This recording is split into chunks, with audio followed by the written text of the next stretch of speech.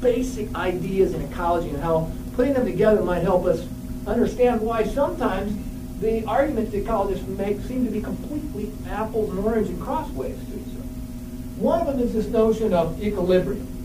And the most classic example is logistic curves. When ecologists work on populations, they talk about rates of birth and death, like B and D. When birth rates equal death rates, then the rate of growth of the population is zero. So at that point, you're in equilibrium.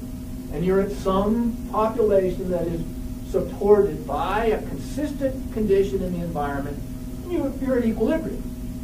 This same idea is well described in what's called the equilibrium theory of island biogeography. That model suggests that the rate of immigration, the red lines, and the rates of extinction, the blue lines, on islands at certain points, for whether or not islands are far or near to the source of immigrants, or whether or not islands are large or small, will be equal in magnitude, and thus at equilibrium you have a certain number of species that are characteristic of those island conditions. Again, an equilibrium model where things are in balance. And with that logic, you begin to develop a certain perspective. Well, the environment's out there, it's got pressures on things, and things are adjusting to that. In contrast, you could think of the environment as full of change.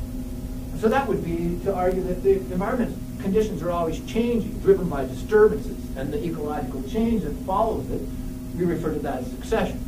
A great example of this is Borman and Leitman's biomass accumulation model, where they envision clear cutting as a disturbance and a period of reorganization where things are in chaos afterwards, and some sort of successional change. The idea is associated with that, where the use of a small watershed approach to use water